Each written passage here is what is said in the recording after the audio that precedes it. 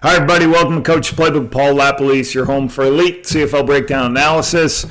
Okay, today I'm prepping some Ottawa REDBLACKS this season. I'm doing Ottawa today. I've also got they're playing the Elks, so I'll watch them Elks this week. But I wanted to do a breakdown.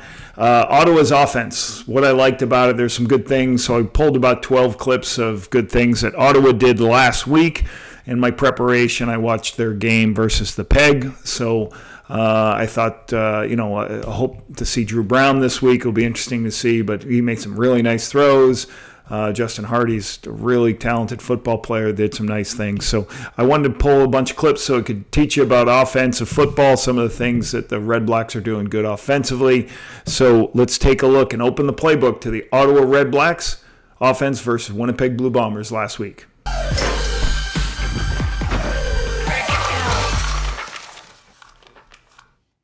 Okay, first play of the game for the REDBLACKS.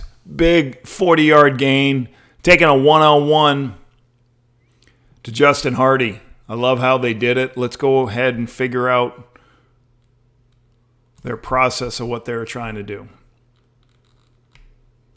So I'm going to pause it right here and count up the numbers. There's 1, 2, 3 receivers here. There's a fullback here who's the fourth eligible. Okay, and then you have one receiver here, plus the tailback. So why you do this is you're trying to overload the boundary, and there's a couple of things at action here. The fullback on the line of scrimmage allows Hardy to have a waggle, so now he can attack the corner with a waggle. Second thing is you got to keep somebody covering him and playing the run as well as the pass. You see Home right there tightened down. And now, basically, Dru has a pretty good understanding that this is man coverage if he's this far inside. If Home was sitting up here, it's probably zone coverage. So now he's got Justin Hardy with a waggle with an out-breaking route to the wide side of the field.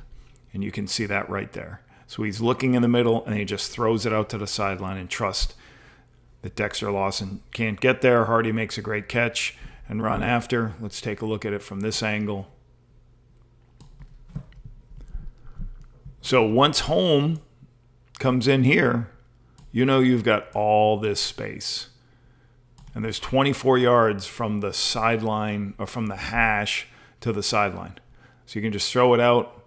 Lawson misses the tackle, doesn't get it, so it turns into a big play. Nice first play. This next one, let's look at same drive. It's a nice Wrongway run here. And I'll show you what they did. Big play out on the perimeter at Daniel Adeboye. Okay. So defenses usually flow to the football, but the linemen usually tell you where the ball is going. So everybody's going in this direction. So that's where you think the ball is going to go. I'm going to add another eye distraction. You have a receiver going in this direction. So the illusion to everybody is that the ball's going to the defense's left.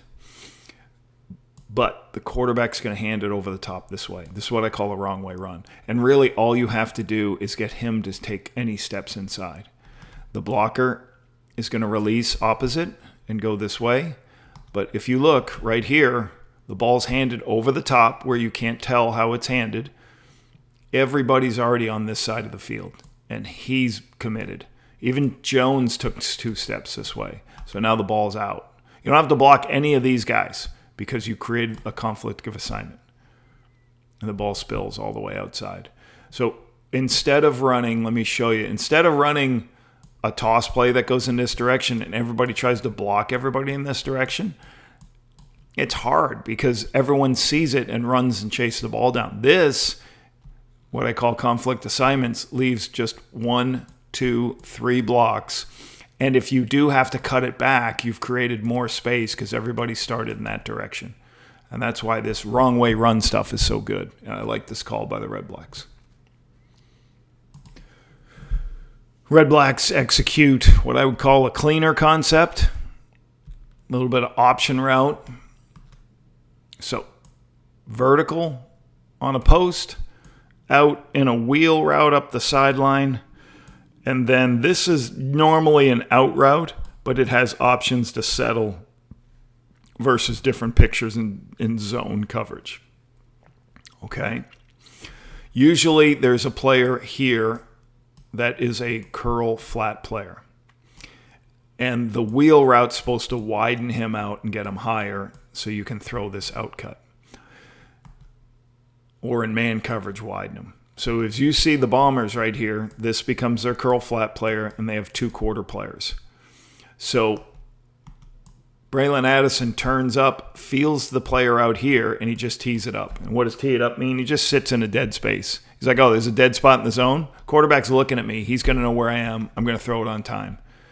So that's really good execution of this choice route. Let me show you from this angle.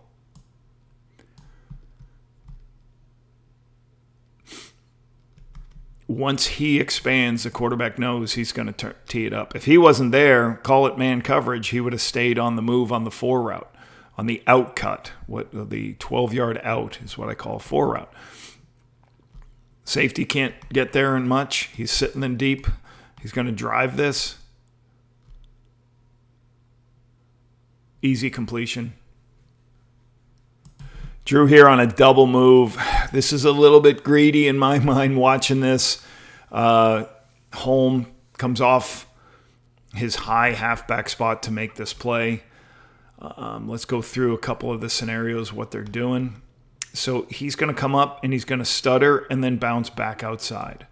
Pimpleton is going to cancel the player here. And then you're going to have somebody out in the flat. So right here, I'm going to pause it. So he sees that the corner's a low player. Okay, Dru hasn't thrown it yet. So the corner's in a position where he can't make the play on the double move. But Ian Holm is just so wide. He's too far wide to that side of the field. He should be able to recover with the ball in the air to this space. And that's why I would have liked to check this down or find somewhere else to go with the football. The other thing, I would have loved Pimpleton to try to split these two to possibly get Holm to step inside a little bit more. I'm not sure if that's what the rule is or not, but it's just too much. The ball's in the air too long for a field halfback, and Holm can make that spot. Let's take a look at it from, the wide sideline. Just seeing, it looks open, and it definitely, is it open right now? It is, but by the time the ball gets to where it has to be, because the ball's in the air so long to the wide side of the field, you give too much time for Holm to recover. Now, maybe it's a little bit underthrown, and if you can put a little bit more on it, it does look underthrown a tad, but it's just a difficult throw when you have a high halfback in this space, whether you take this ball or come back to somewhere else. Or maybe Pimpleton, on his release, they may be telling Pimpleton, you got to go right through here. Don't worry about that player. He can't intercept it. That player can. So that would be other ways you would try to fix that.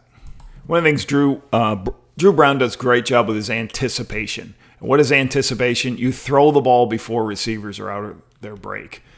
A route they do a lot is this vertical route, and then they're going to start to run a corner route and then break it back down your stem. A lot of people call this a bite route, and I think there's somebody in the flat. Those are the 3 routes. But I'm going to tell you, Dru's throwing the football now.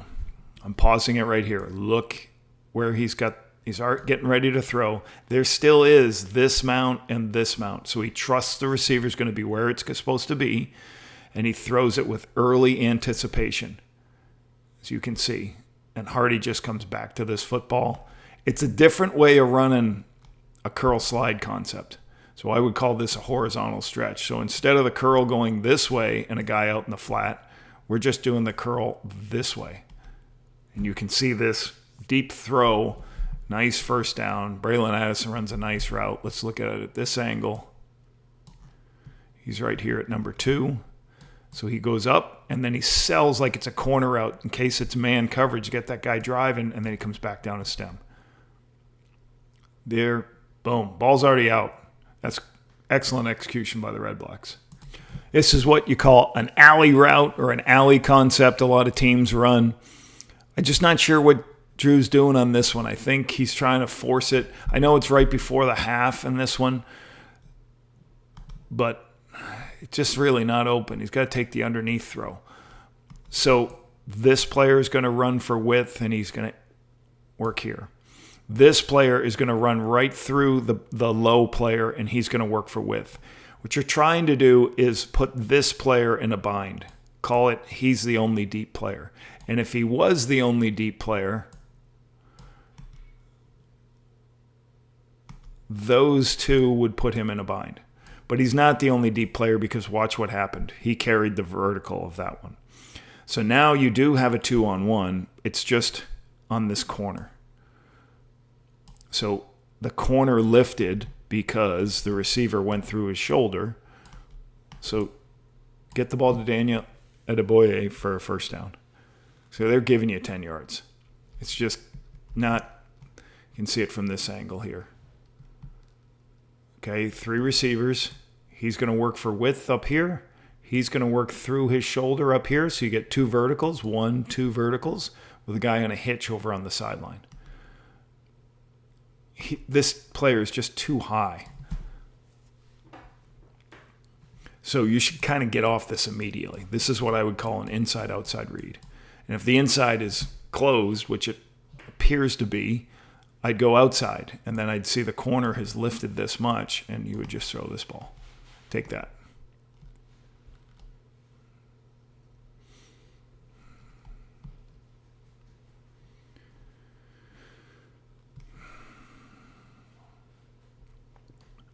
Winnipeg did a really good job throughout the course of the game, because there's a lot of this from the Red Blacks. They like to do this, bring this player underneath, because they're trying to flood that area of the zone. But what's really smart is the player sitting right here that's normally a zone player.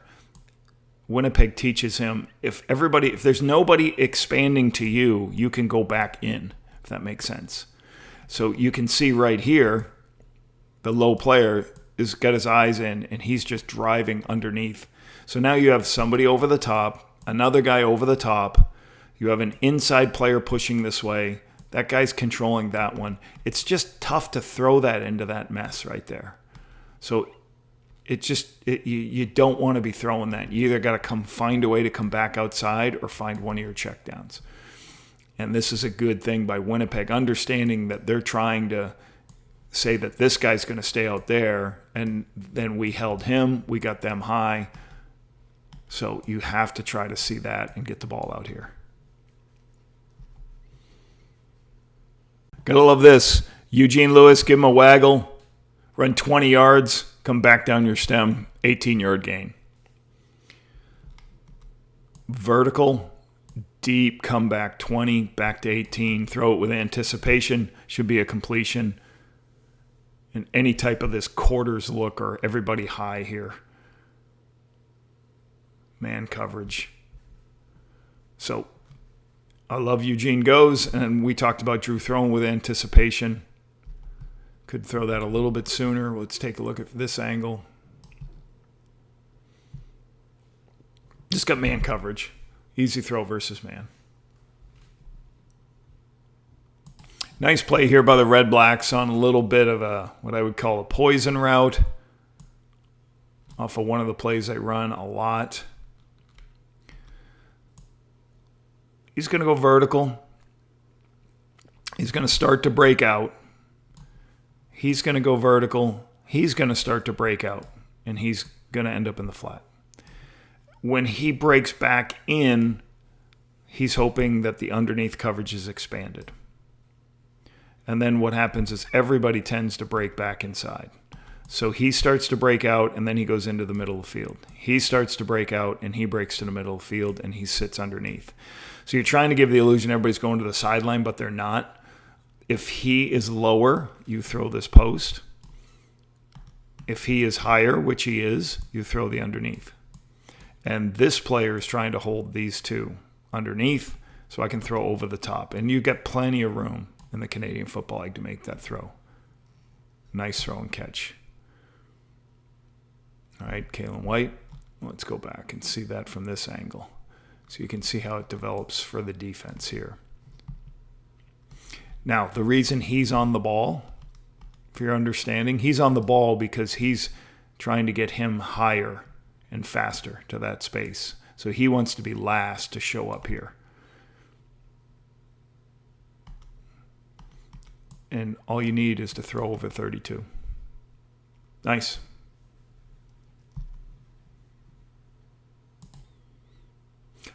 Red Blacks.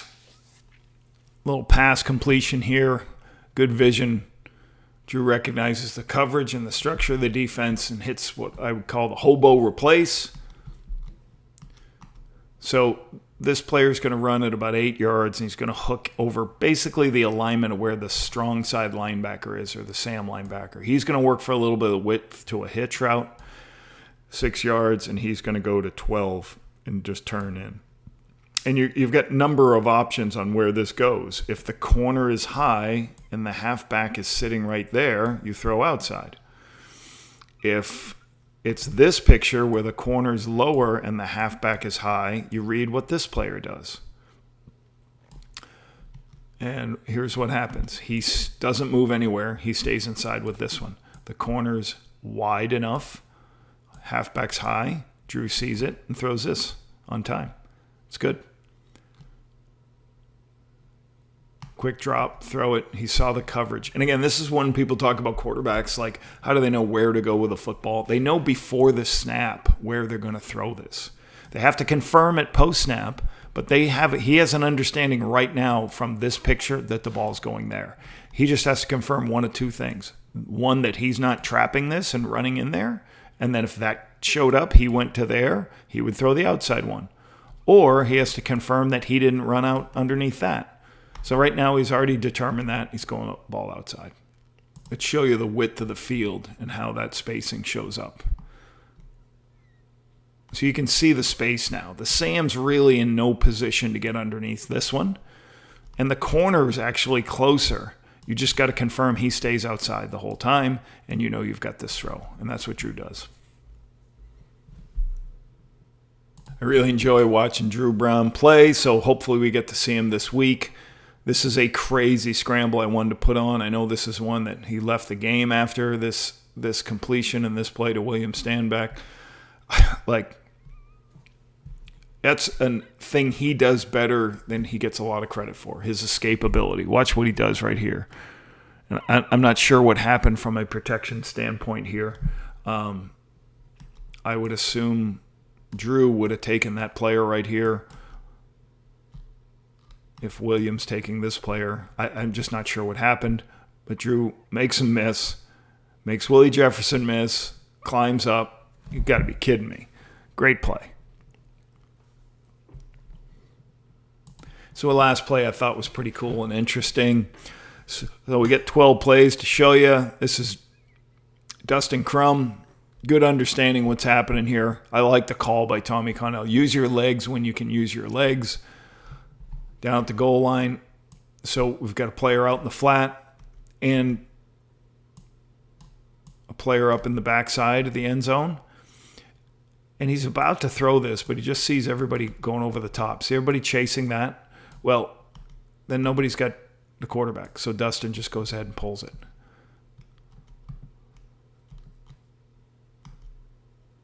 So he pulls it, thinking he can throw the ball to Anthony Gosling.